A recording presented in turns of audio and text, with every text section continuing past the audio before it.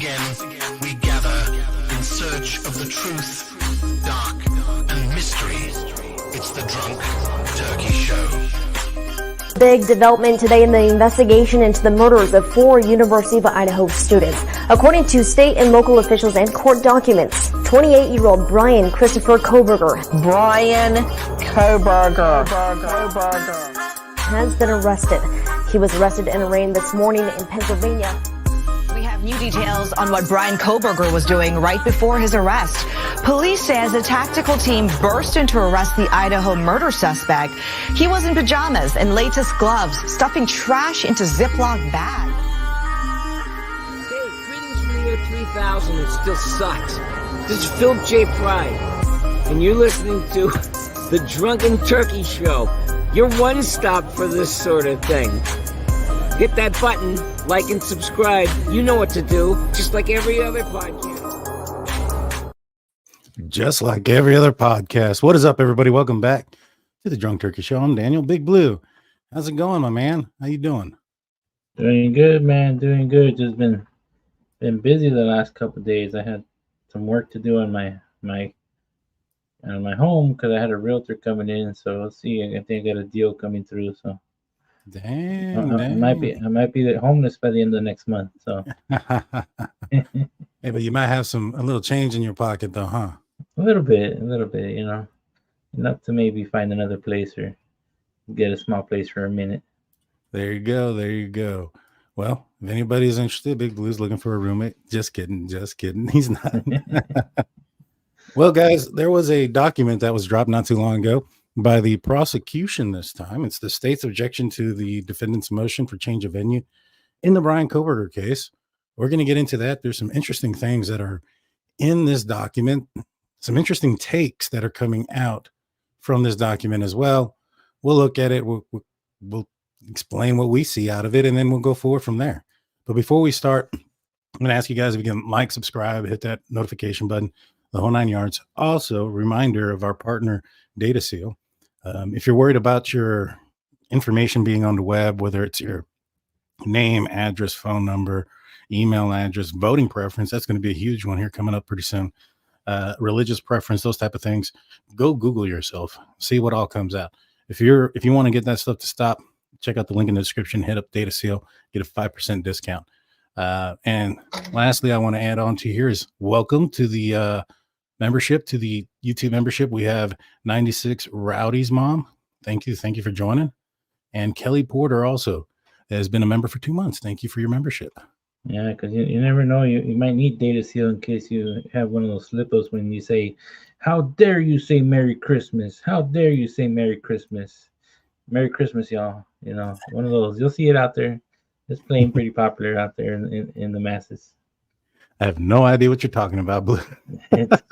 It's a Kamala Harris short that's out there that she says she's out there screaming, "How dare you say Merry Christmas?" And then and the next video they cut to her saying, "Merry Christmas, everybody." yes, I recall. If she used Data Seal, they could have wiped that out of there, man. But you know, she doesn't use it. She didn't use it. Good stuff there. That's true. Kamala, you should be thanking us for that one. All right, so let's get into this. So this is the state's objection to the defendant's motion to change venue. So here, not too long ago, the defense team came up and said that they wanted to move the venue from Latah County and move it to Ada County, which is Boise, Idaho. Now, the prosecution has fired back, saying that there's no reason to do this. In fact, they come back with some stats and their own numbers as well, which we'll get into. And then there's a big, like I said, big debate on one certain part of this. Sujoy comes in with a 199 super sticker. Thank you so much, Sujoy. We appreciate you. All righty. So the introduction here, and I highlighted the main parts. It says the defendant has filed a motion to change venue, requesting the trial in this matter be moved from Latah County, where the offense took place, to Ada County. Ada County, some 300 miles away. Support his motion. He conducted a survey from prospect jurors at Latah County, Ada County, Canyon County, and Bannock County, but far from demonstrating that Latah County jury pool has been uniquely subjected to an utterly corrupted environment, as the defendant argues in his brief. Okay, so that's the defendant's argument. This is the prosecution's response. They say the court should decline the defendant's invitation to parse and split hairs over an incomplete data set to reverse engineer a transfer to Ada County, which, according to the defendant's own experts, has received the second highest amount of media coverage in the state, and where a statistically greater number, albeit slight, of the survey respondents familiar with the case believe the defendant is guilty. So what do you think about that, Big Blue? Where they want to move it to, they did the same survey. And in that place, more people think he's guilty. More percentage of the folks think he's guilty. A higher percentage of the folks there, I think a second highest there, is that had heard the case. What do you think about the strategy here? Well, I want to say it's going to be tough to move it anywhere, just because it is a big case. I mean, look how many specials are out there. I mean, we were reached out by a few media outlets to be on there for interviews and stuff like that. So it's a big case. So I don't think no matter where they go, they're going to have coverage. But I think in some of the bigger cities, I thought people would forget more about it because there's so many cases. But maybe there's, this is an interesting case where it's, not a normal like gang-related shooting or stabbing. This was a mystery for a while, and it had everybody intrigued. Yeah, no, I don't disagree with you, and they don't disagree with that either. The prosecution doesn't argue that there's been a lot of publicity, but what they're saying is this has been everywhere, including in Idaho. And the thing is, this has to happen in Idaho. You can't move this case outside of Idaho. That's not how things work. So, where they want to move it to, and they show some stats here, and I'll get to them here in a second. It seems like he would have a harder time finding a more fair jury in Ada County than he would in Latah County or the other two counties that were mentioned, especially the other two counties that were mentioned. Apparently, according to the data, and there's some statistics to back it up, so those other counties fared much better for Bryan Kohberger as far as jury. There was significantly less people aware of the situation and significantly less folks who thought he was guilty. So, I mean, you would think that he would want to go to the area where there's less people that know about the case, right?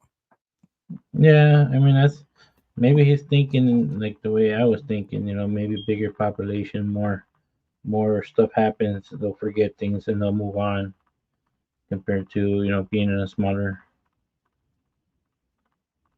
Oh, wow. Wow. Thank you, Summer Myers. Yeah. Summer Myers comes in with $100 super chat. Thank you so much. Guys, look into a case about Noah Pressgrove, please. Yes, we absolutely are. I'm assuming this was you who was emailing me earlier about Noah Pressgrove. I've actually heard about the case. I'm not familiar with it off the top of my head, but that is something that we will be looking into. I'm actually going to write it down as well. I don't because I want to make sure we do right by you. Pressgrove. Yeah, I want to know what the case is. I haven't heard of that one yet, so I can't tell you what it is about, top of my head, but I've heard the name. This isn't the first time somebody's asked us to look into Noah Pressgrove. We just hadn't had the opportunity to, but this is, we definitely will. We appreciate you, Summer. Thank you so much. Stay tuned, Bushi. Stay tuned. All right. So this goes on to say, let me see if I can find those statistics. Real quick, just so that I'm not just spewing out things. Let's see, where was it? All right here. Okay, so as example of the incomplete data provided from Canyon and Bannock counties, it is found on page 50 and 51 of Dr. Edelman's declaration, where he reports that in Canyon County, approximately 90% of the jury eligible for the population had read, seen, or heard about the case, and 51% followed the case somewhat or very closely. And that in Bangkok County, approximately 84% of the survey respondents recognized the case, some 14% points lower than Latah County. Just 45% of the respondents followed the case somewhat or very closely. However, when Edelman discussed the Ada County survey respondents, he reported that while Ada County had a 93% recognition rate, there were important differences between Latah and Ada County jury pools. Ada County residents are far less invested in the case. Only 15% reported that they followed the case very closely compared to the 29% in Latah residents. It is unclear why the court has provided the statistical number of the survey respondents who followed the case very closely in Ada County, yet in Canyon and Bannock County, the somewhat or very categories were collapsed, creating a larger percentage. This piece of context is especially concerning given the defendant is advocating specifically for a venue change to Ada County, despite the fact that Ada County has a slightly higher prejudgment rate than Latah County and a higher percentage of case recognition, 93%, than either the two alternative counties, Canyon at 90 and Bannock at 84%. So after reading those percentages, Blue, what do you think the defense is trying to do here? What do you think the angle here is?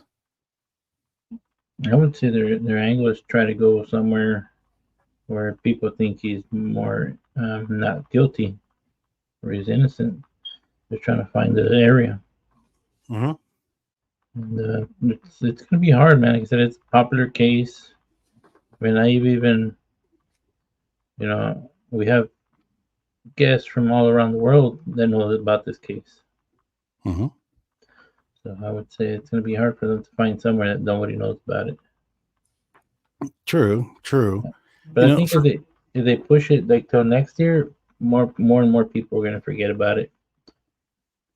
To me, I think that it comes down to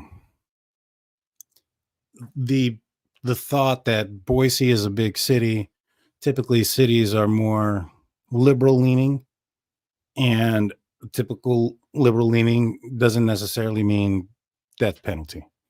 All right. So the angle could be like, hey, we can try this in these rural counties that are up here, that are more conservative, that are more eye for an eye, potentially. I don't know. That are more for the death penalty. You know what I'm saying? Even though they've heard less about the case, if we try you there, if you found guilty, you're probably going to face the death penalty. Versus if you're in Boise, you might come across the likelihood of potentially not getting the death penalty, even though there's a higher prejudgment against you. So what do you think that means, Blue, when you're looking at the defense's tactic? Do you think that they're confident in their case if they're looking at that aspect of it? If they're going by that aspect, I think they're playing it on the safe side. Hey, you know what? He don't have good enough alibi, or hey, we might lose this case. And if he wants to live and continue to live, man, maybe we'll go somewhere where they might do life without parole. But they're going to give him four life sentences without parole. So I don't think he'll ever get out. No, he won't. And even if he is on death penalty, I think they said that the average person in Idaho on death row is like 27 years before they're put to death. So it's a long stint before we'll probably see the full justice and go through. Craft and Crime said Chad Dabo got DP in Ada County. Yeah, no, I agree, but it's more about likelihood. It's not, what happened just here recently. It's, where's the greater chance at?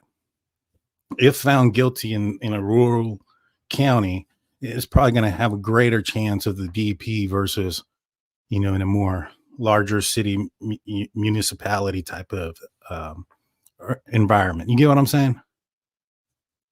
I hope that makes sense. All right. So yeah, I get it. Now let's read this entire thing, because there's been a lot of let's just read it and then we'll go through it. It says, defendant argues in his brief that the matter is in the extreme case justifying a change of venue, the continuous nature of the media coverage, often inaccurate and misleading, the impact of the media coverage, and the small size of the community. But as Idaho appellate courts have repeatedly held, facts are prejudicial when they are beyond the scope of admissible evidence or inaccurate. That's not what I wanted to read. That's not the part. During the course of Edelman's survey, respondents were asked whether they read, seen, or heard a series of factual information items related to the case. Majority of these items. So right here, they said that a series of factual information related to the case, right? What do you think that just means on its own, right? Factual information related to the case. I mean that there's an actual truth behind it, that is something they can prove. That's what it means to me. I don't know. Okay. So here's that's what it means to me as well. Now, this goes into majority of these items. The cell phone tower data shows that the defendant was near the victim's home on several times months before the murders. Give me a sec. All right. So there's a number 5 there. The 5 says the probable cause affidavit did not explicitly state that the defendant was near the actual home of the victims, but stated that the defendant was in the vicinity of a cell tower servicing the area of the victim's residence 12 times in the months before the homicides. All right, Blue, what is a probable cause affidavit? What is the purpose of it? It's what the police write up to be able to turn into a judge to be able to arrest somebody for, I would, in this case, the murders. You know, it's evidence that they found to convict or to prove that this person was most likely the person that considered this that did these crimes. True. And what is the burden of proof for probable cause? And that's just probable cause. This is just to get an arrest. Just to get an arrest. What is the burden of proof on probable cause? I would say, in my opinion, I think it's more, the burden of proof is that they had to find some type of evidence that this person actually did it, or evidence that it points towards this person. Right, but is it beyond reasonable doubt for probable cause? I would say no. No, it's nowhere even close. It's just enough information to say that this person more than likely committed a crime and should go to trial. Now, you have to then display a little bit more information to a grand jury so that they can say, all right, this is enough information or evidence to go to trial. But backing up to the probable cause affidavit's also the bare minimum. It's the bare minimum of what they have in order to get that judge to say, okay, you have enough. Now, I know that there's been some confusion here when people have heard something like, the PCA is irrelevant now, which it is. Blue, when was the PCA written? And the PCA was written before the arrest. That would be in December. Right. So, for instance, let's look at the Bryan Kohberger's dad's DNA. Do you think that's going to come up in actual trial? I would say it can be brought up in trial, but now that they have his DNA, they would just match it to him. It'd be easier to do that. Exactly. That information now is irrelevant. It was relevant for the probable cause for the arrest. Now, what is relevant now is the DNA from his cheek, right? Yeah. That is the relevant information. Same thing kind of with the phone pings and maybe, what was it, Strava or something like that? That app that had his GPS going, those things are going to be more pertinent than the cell phone pings. Yeah, his running app. Exactly. They have that. They got a warrant for that. Now, what is this document here that we're reading? This is a objection for the transfer of the court to a different county, right? Now, the argument of the defense is that there's too much information out there. So the prosecution is coming out saying, hey, the information that's out there doesn't necessarily say that, this guy was near the home. It just says that this is where he, could have been. That's just enough for the probable cause. It also doesn't say that he was not near the home. You get what I'm saying, Blue? Yeah. So I get that.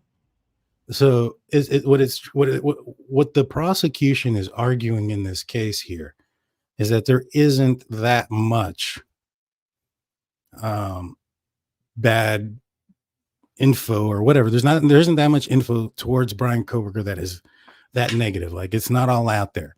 They didn't specifically say that he was near the house 12 times. They just said that, at the probable cause portion, that this is where it was. We'll find out how close he was when we get to trial. Yeah. You get what I'm saying? Yeah, there's going to be a lot more information come out during trial that, we don't have the privilege to. And that's the whole reason of the gag order, is to keep stuff in behind closed doors so that he can have a fair trial. But what will make it fair is, for both sides, it's the truth and the information that's out there. Right. Truth Exposed comes in with a $5 super chat saying, thank you, Truth, and thank you for being here. We appreciate you. Sirius Black, best show on YouTube. Thanks, Drunk Turkeys. Thank you, Sirius Black, for your $10 super chat. We appreciate you. Mod, super chatter, super fan. We appreciate you guys. All right, Thanks, guys. So this is factual information related to the case, and one of it was that he was supposedly near the victim's home several times in the months prior to the murder. This does not say that he was not near the home. Like, it says that the probable cause affidavit didn't state that. You know what I'm saying? It's not saying that that's not true. It's just saying that's not what the probable cause affidavit says. Now, once we get into trial, then they're going to say this is what says that. I think they've used the term gladiator quite a bit. We've heard gladiator come up in court quite a bit. A few times. They even brought the expert out. Yeah, we'll see how that works then. You know what I'm saying? Yeah. No, the more and more information we get about this case, the more it's like, man, it's his defense team better pull a rabbit out of the hat if they think it's gonna help, because man, he's got a lot of stuff that just doesn't make any true, to be not guilty. It doesn't line that way, in my opinion. Right. Rebecca's asking, I don't really understand why the prosecution would say that, though. Why would they say that if they believe he committed the crime? So this is referencing this document. This document, we have to remember who's the audience, the intended audience for this document. The intended audience for this document isn't you or I or anybody watching this on YouTube. This document is intended to the judge to make a decision on whether or not he should move the jury from one place to another. And they're arguing, and this is a tactic on their side, that they did not explicitly say that he was driving by the house 12 times and that he was stalking them. They have not reported that out there. They have not put that out there, is what they're saying. They're not saying that he didn't do that. They're saying we're not putting it out there that he did that. We're not putting that information there. If somebody else, and I think it comes in later where it says, why are we to answer, or Bill Thompson to answer to the veracity of online, speculation or rumors, whether they're true or not. That's not him to answer those questions. Not now, at least. His job is to prosecute Bryan Kohberger and to try him and get a conviction for quadruple homicide. Yeah, not to answer the questions of everybody else. You know what I'm saying? Yeah, their job is to present the information to the judge and the jury when it comes to that time to try to convict them. And it ain't, like you said, to answer everybody's little question, because they'll be there all day. Yeah, the questions that people would have are ridiculous sometimes. Some, dude, I had I'm never mean like this, but I had some idiot come onto the thing saying that onto the comment section saying that oh man, Daniel changed his mind about Bryan Kohberger's guilt, after he started talking with the victims' families. And I was like, you idiot. I always thought he was guilty. I always thought he did it. Now, the likelihood of him getting, found guilty, I said about 60% or so. And when did it change? Blue, I know I've told you this. I don't know how many times you were there when you watched it change. It was when Bryan Kohberger's DNA came back as 5 octillion times being his. It couldn't be anybody else. And why that made that much of a difference for me is because Howard Bloom had written in his article that, Othram had to find the DNA and this, that, and the third, which is not true. It says in the probable cause affidavit that it was the state of the Idaho State Lab that found the DNA sequence, and then they found the DNA and then submitted the DNA sequence into the CODIS. But when they said the amount, I was like, there's no way it was a degraded amount that you couldn't find hardly anything in it. Like it had to be enough to come up with 5 octillion% chance it's his or whatever, right? So that's when my mind changed. But let's use a little bit of common sense. I mean, I know if you I told him this. I know if you think BK's like innocent, there's one thing to wait until, trial to see all the evidence. There's another thing to think he's flat out innocent, But I said, hey, let's use a little bit of common sense. If I thought Bryan Kohberger was innocent, Big Blue, do you think the family would have even contacted me? No.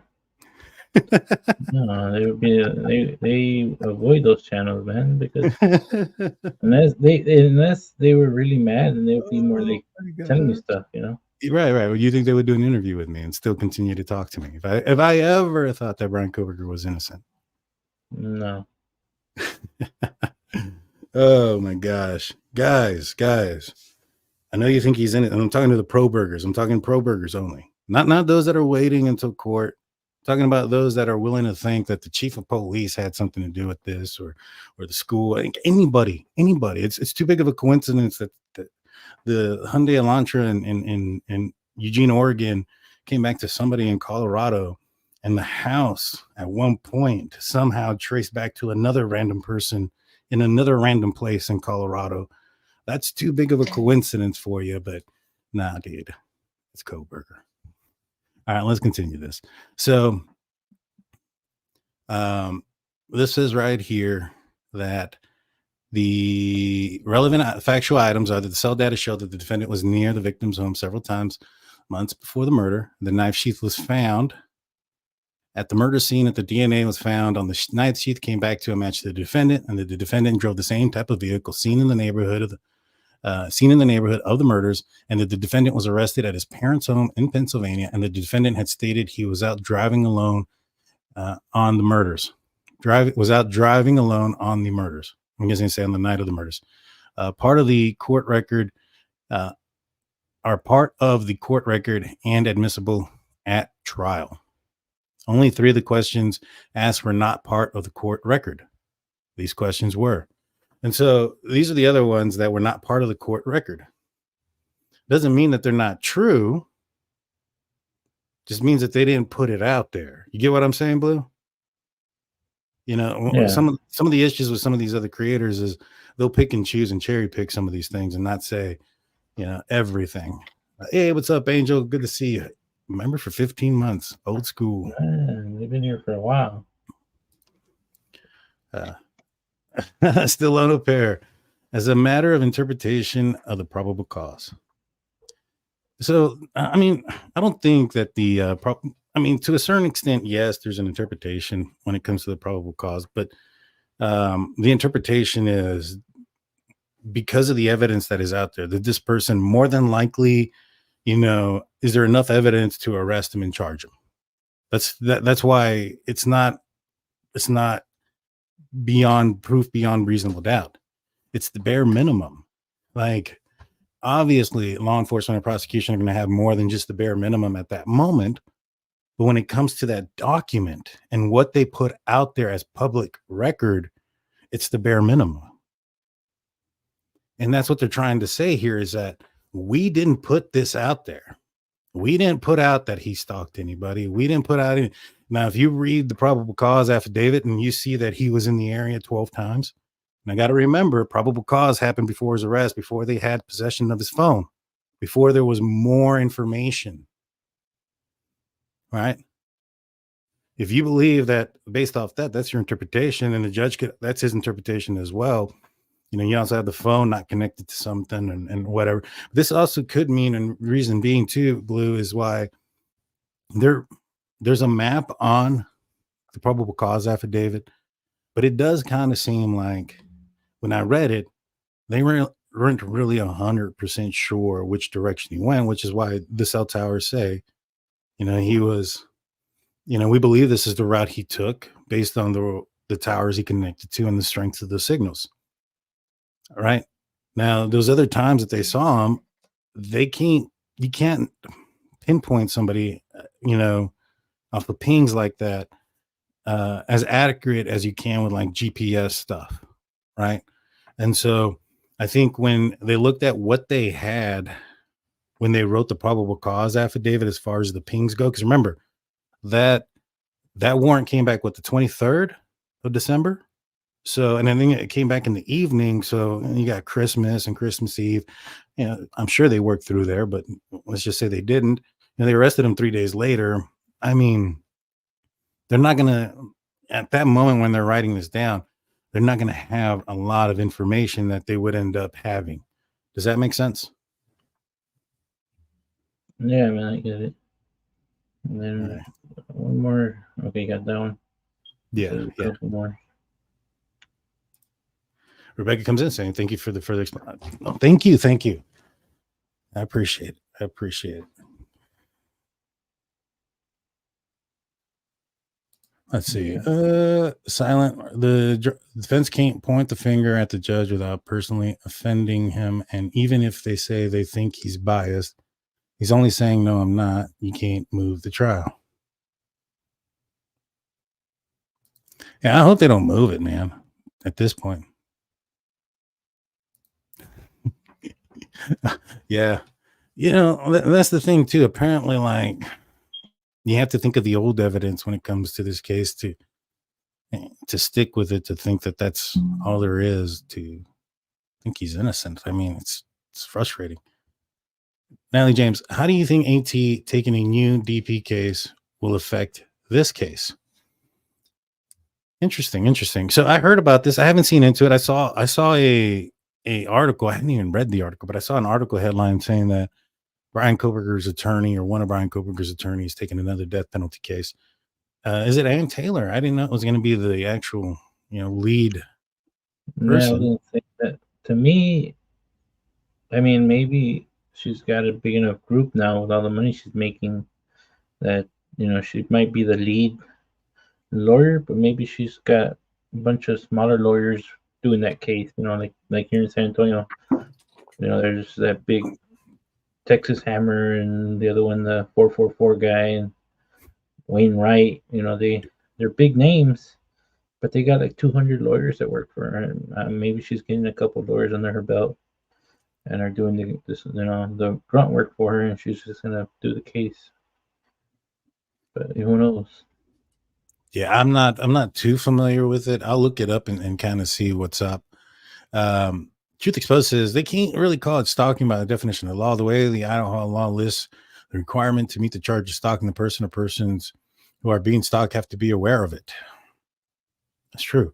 Now, I am aware of the potential, or the stalker that was being referenced when it came to Kaylee. Kaylee saying that she may have had a stalker. I've talked to Christy about the stalker.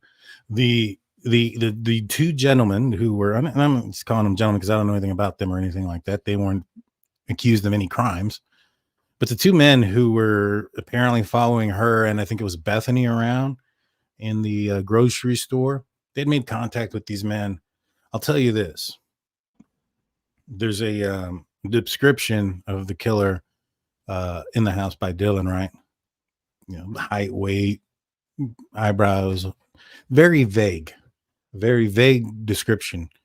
But that very vague description automatically excludes these two guys. They don't match that description whatsoever. And that's the one thing that Bryan Kohberger can't do in this situation when it comes to that description. He can't exclude him. Can't say it wasn't him. Yeah, I remember that story, and it wasn't just the conversation we had with her. I think it came out on another channel of the story. I think with maybe, I want to say it was, what's her name? Olivia. I think they talked about it on there. So probably one of her older videos. Yeah. No, they did. And, like I said, we've talked about it.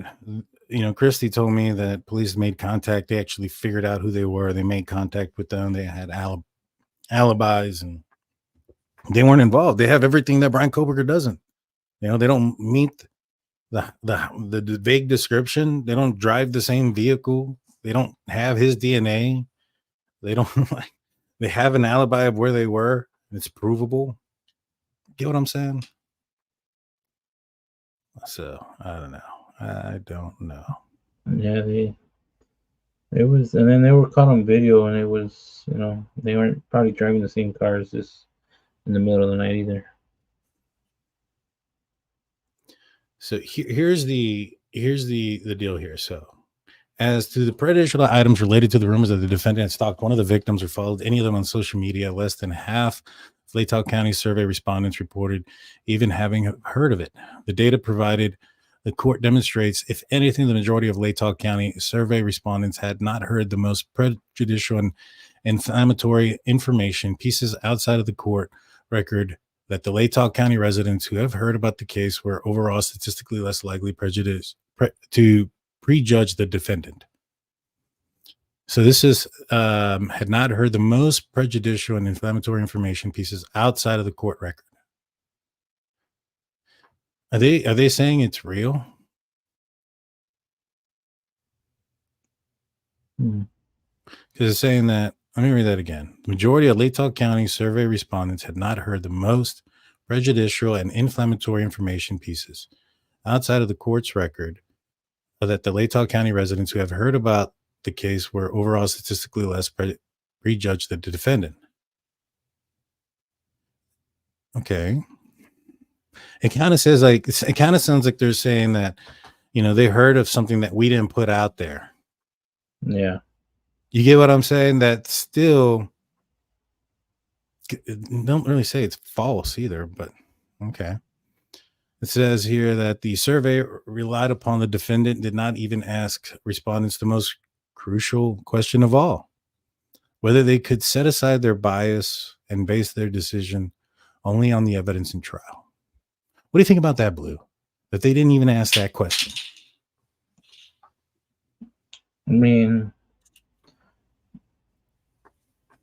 it's a survey, so they're gonna only get limited to a few questions, and I think that would have been a good one to ask. But will people set their bias aside? No, I doubt it. I mean, it depends. I mean, if something comes out, bro, that says he wasn't, like if they have a video of him somewhere else. Oh yeah, then yeah. Like that, yeah. Or if you go to trial, right, and you start finding out that the evidence that you thought they had wasn't there, can you then question that? I mean, I personally think I could, but I wouldn't. I would recluse. I would leave. I would say I can't do this. I'm biased, right? And that's just being honest. I don't think that there's anything out there that's ever going to say that it wasn't him. Anything concrete. Now, could he? Remember, he was a what did he say? The forensic stuff, or with the cloud, or whatever the case may have been. I mean, that was his expertise. So is it even possible that he could have mimicked his phone somewhere else? I don't know, but if they had something concrete, his picture somewhere or a video of his actual car somewhere else, like if he would have said that I went to Wawawai Park from the beginning, and then somebody pull out a trail cam, hey, you know what, I have a picture of this car that passed by, or whatever the case may have been, then yeah, that to me would be something that I would say, hey, maybe he didn't do it. There's something weird going on here. Now, the information that we know it'd be kind of impossible for police and the state and everybody to frame him unless you believe that the police committed the murders. That's the only way they could have framed him, because the Idaho State forensic team is who collected the knife sheath. They turned that knife sheath into the evidence. There, they were able to locate the DNA on the brass button sheath, which, as we know, degrades DNA quickly. So that must tell us that it was collected rather quickly and turned into CODIS rather quickly. So it's not like 3 weeks could have gone by and then, the University of Idaho College dean come in and say, hey, just go frame anybody, just frame anyone. And then they're like, all right, we're going to go frame this Bryan Kohberger guy. We're going to go get his DNA. We're then going to go break into the state lab right? Because it's not the Moscow police lab that have it. It's the state lab that has the DNA stuff. Then they're going to break into their lab, swap out the DNA, then break into a national database and change that DNA sequence, encode it so that way it matches Bryan Kohberger's now. It's freaking impossible. So just throw that idea out. That's a lot of work, man. It's a lot of work. It's impossible. There's that's more work and more probability of making a mistake than what Bryan did, If yeah, right, exactly. Say that it's our opinion. Sorry.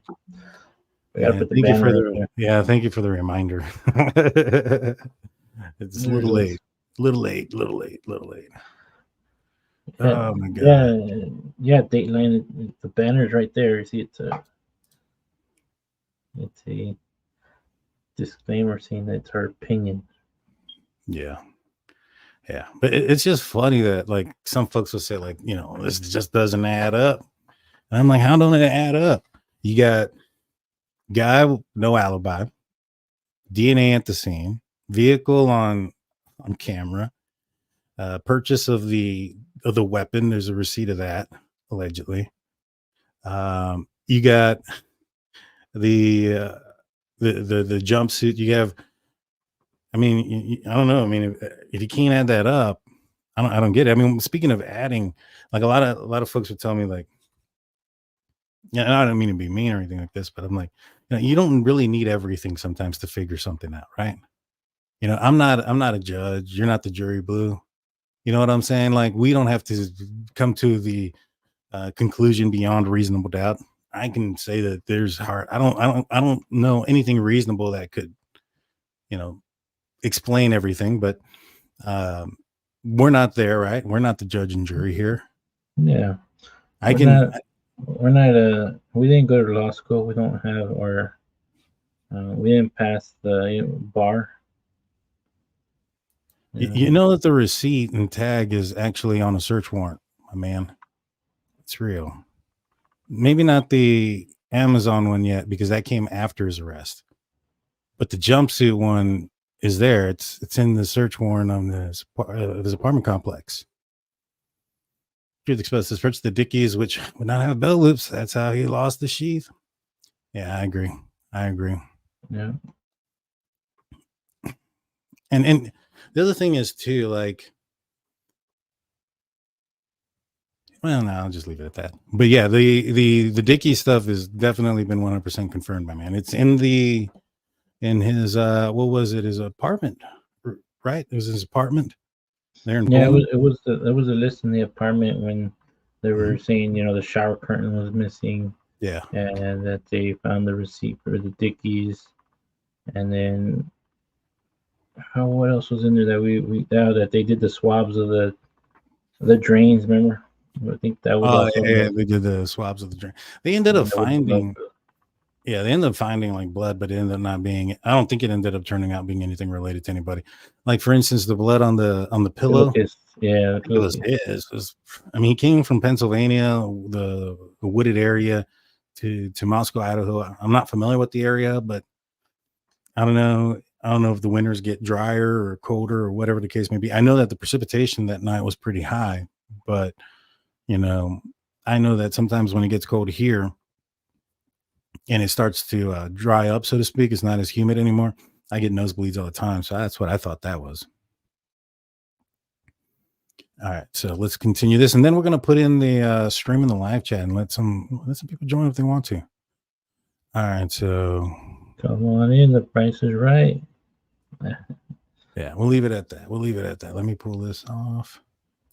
Now, yeah, we'll share the StreamYard. So if anybody wants to join the panel, we'll do this for a little bit. Not too long. Jump on in. Again, not too long. And I know somebody likes to jump in real late. Probably not going to happen tonight, my man. So it's in the live chat, the StreamYard. If you have a comment or if you want to have a rebuttal on anything that we're saying, I know that Jason Truth on UFOs said that he was going to join us tonight. Let's see if you're in the building, my man. Come on up. Hey, everybody. I know that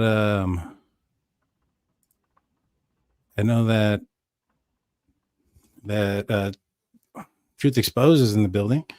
If you want to come on up, come on up. Angel D. I don't think Angel has ever joined our panel. What is up with that? I think Silent needs to hop on panel. Yeah, come on up, Silent.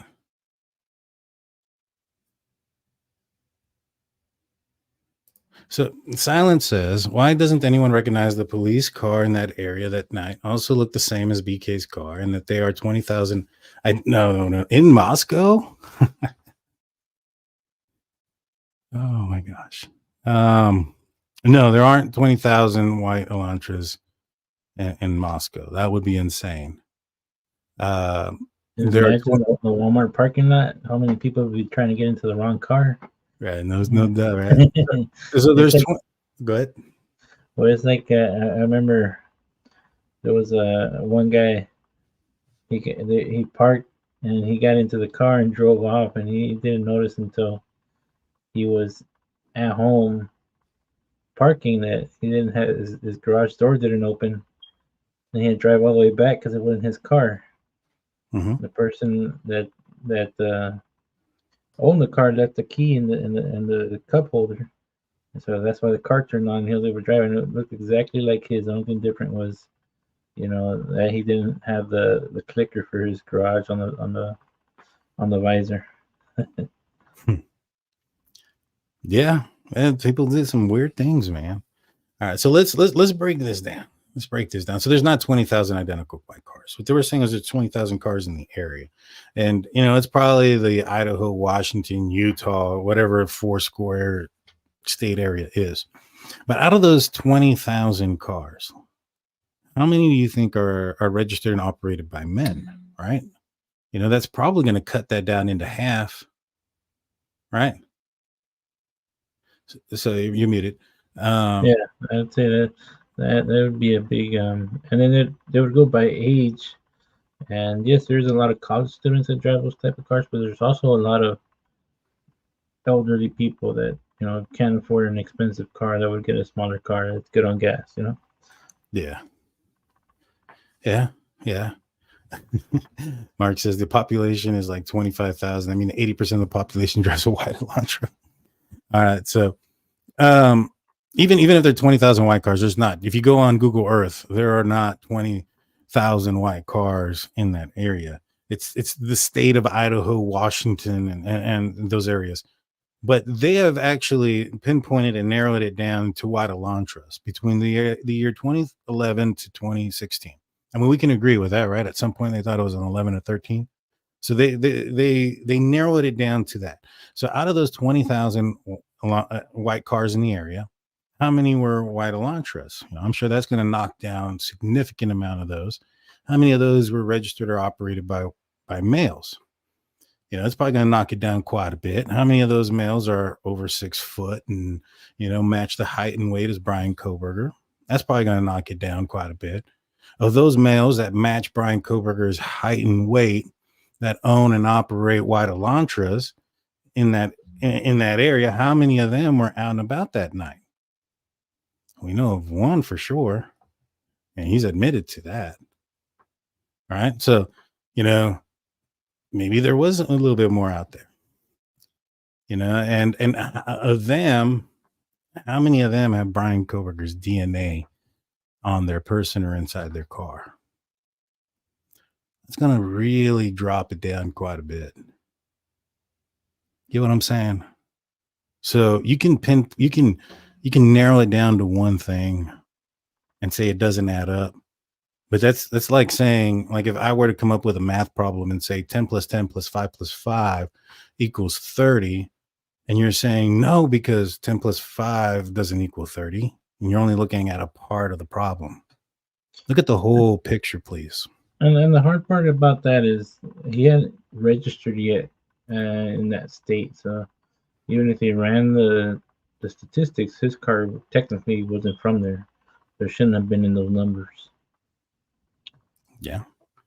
How have they made zero progress in nearly 2 years from the time that they arrested him? Okay, so you know how the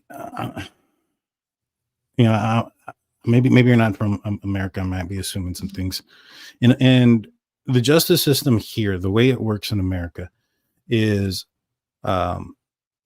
there's a process, the judicial system, right? Now, once you get arrested and that stuff happens, the information doesn't have to come out anymore. Information doesn't have to come out ever, to be honest, until trial. Like the fact that they put out any information about any of the progress that they made is great. It's good. That way there could have been a limit to some of the rumors that were going on. But the truth is, they don't have to tell us jack. And there's been a lot of progress made. I mean, there's clear evidence of it with the warrants that we've seen that they've done. There's a lot of things that we can determine now that he's been arrested with what warrants that have been going out there and things of that nature. But yeah, to make zero progress, that's crazy. No, they're doing progress. I mean, if they weren't, the judge would have been on their case to be presenting more stuff. But it's more like the defense is trying to rebuttal everything, get everything kicked out before the case starts. Yeah, and there's a gag order. Thank you, Dreamer, for reminding me that. All right, Rebecca Bruce asks, I'm curious to hear your thoughts on what other evidence the state may have that we aren't aware of. All right, well, let's break it down. Let's break that down. We know that they got his phone, right? So they could have wait, why can't I see you challenged. Oh, sorry about that. Clicked on the wrong thing. I just see that Challenge Daily comes in 17. Says, why can't I chat? I am a member. Love y'all. I'm not sure. I don't know if something's wrong with it. I'll make sure to check and see if everything's okay on my side after the fact. But thank you for your 17-month membership. Yeah, thank you very much. I'm going to pull it up. I see it on my other screen here. So we know they have his phone. They have that documentation. They took they took his Fire Stick. They took a couple of towers from his computer. Howard Bloom speculates that he broke into WSU to build some sort of like bomb or something. I've heard that he broke into WSU, but it wasn't for a bomb. It was for like cleaning stuff for his car. But that's just like I said, rumors. I couldn't tell you if it was true or not. But it is crazy that I got that information from a couple of places, and then Howard Bloom gets something very similar, and his information is also coming from like major news media as well. So I don't know. It's kind of weird. What do you think about that, Blue? I mean, it's not exactly the same, but pretty close. Yeah, I mean, it's one of those things where if everybody's getting the same information fed to them, then there's got to be a slight truth to it, or it's all fake and somebody's trying to push that fake agenda out there. But once people investigate, the truth will come out, or may come out. Yeah. March says, touch DNA on metal has a limited shelf life. They've got the sheath to the lab in time, but it also means that BK had to have physically contacted with the sheath or the killer within hours before the crime. 100%. And according to himself, he was by himself all night. You know what I mean? He says he's by himself. If he's innocent, those gloves aren't recent. I mean, what are the chances? Let's go back to the chances thing, right? What are the chances, Blue, that law enforcement go out there to try to get Bryan Kohberger's DNA? He's wearing gloves. He's not leaving it behind. He's separating his trash. That way you can't even pull it out of his trash can. Yeah, he's leaving it in the neighbor's trash. Right. But you can't even pull any of his DNA. Police are actively trying to get his DNA, and they can't do it. What are the chances that they couldn't do that, and yet it just somehow randomly, magically appeared on inside of a button of of a knife sheath that was under the body of a victim, and it's single sourced, meaning it's not mixed with anybody. Nobody else Touched it. put it there. Yeah. I mean, it's a pretty crazy coincidence that could happen, because remember how there was a story that, I don't know if it's 100% truth or not, but that the family said he started wearing gloves the full time and he started acting pretty weird, and like you said, separating his trash and putting it in bags and dumping it in the neighbor's trash can. Was he doing that before he left? Who knows? That would have been even harder for them to get it from his apartment. Yeah, you're right. My Rastafa says, Daniel, if the case and the evidence is so strong, why isn't BK asking for a plea deal? Your thoughts? Well, the average person on death row is there for what, like 27 years, regardless. You know what I mean? Like, you're going to be there for a very long time. Some folks may even see that as a way out. You know, if he was building a bomb, and this is complete speculation on my part, who's to say he wasn't going to be a victim of his own creation in that stunt? You know what I mean? I don't know, you know, but there's also an ego, I think, to a certain extent. And maybe perhaps he wants his day in court to try to exonerate himself, like he said. But to be honest with you, I can't get into the mind of somebody that's nuts. Because I'm not crazy like that. And then you turn into the Harley Quinn of Bryan Kohberger. which reminds me, I saw the previews to Joker 2, and looks good. Oh, yeah, no, dude. Yeah. All's well that ends well. Says Cobra connected 12 times to the house. No, it's all lie. Nobody said he connected 12 times to the house. No, I said they his phone data showed him pinging around the house 12 times. GPS. So far, they have provided no evidence, discovery statement that his arrest is based on. What are you talking about? There's like a whole probable cause affidavit. And then you have, like, again, I'm not sure if you're from like England or something. Things are different here.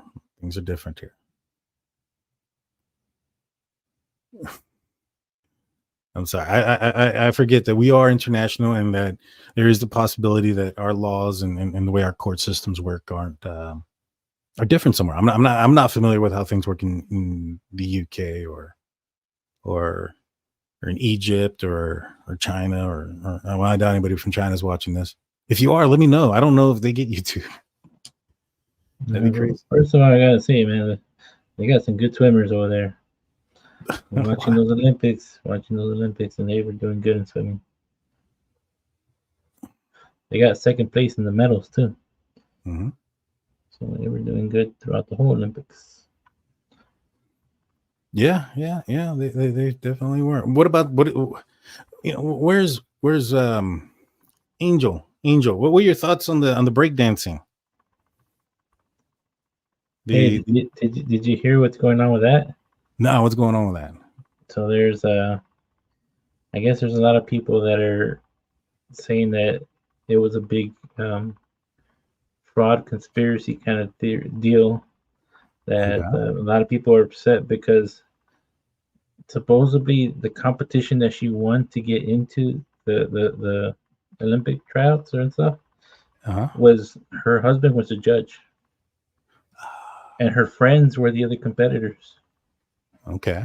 And they're saying that it didn't allow actual breakdancers to compete to try to get into to that spot. So there's a big old controversy on it, and that's why in 2028 there is no longer breakdancing in the Olympics. That is crazy. And Afton was more right than she thought she was going to be when she put that comment in there. Those studies done on how long DNA lasts on brass were done on doorknobs and shell castings. They conducted testing on how much UV light degrades it. No, I understand that. But what I'm saying is there's still a shelf life. And that shelf life was enough for them to pull up this DNA. You know what I mean? I don't think that it was left intentionally. you know, there was a lot of mistakes made in this case. A lot of mistakes made by the killer. You know, he drove his own car. He left a knife sheath. He left witnesses alive to see him and describe him down to his eyebrows. Left DNA behind. He turned his phone on. He did so many things wrong, and yet people are surprised that he got caught. I don't understand that, Blue. I don't get that. But there's gonna be people out there until even after the court convicts, they're gonna say it's not true. You know, it's always, you know, there's always there's somebody on the other side of the fence, and you know, it's one of those things where they always gotta contradict everybody else, and which it's okay. You have the right to your opinion. Is it right? Not to me, maybe to you. But you know, everybody has the right to their opinion or their beliefs. Yeah, I'll say this, and this will probably be one of the last things I say, and then Blue, you can put in your final words of wisdom. Happy ones, please. You know, when we were asked earlier, what do we possibly know, you know, that isn't out there, or whatever the case may be. I have heard from a long time ago that there is a lot of evidence to show somebody trying to cover up things. You know, evidence of covering up, whether it be washing the car multiple times, whether it be stealing things from WSU that would be like blood cleaner or some things like that. Luminol, I think, is something that somebody may have mentioned to me. May have been one of the items that was taken, perhaps, possibly, my speculation. But I've heard that there's a lot, and it's not just that, a lot of things that show and prove that this person went through a lot to try to cover his tracks.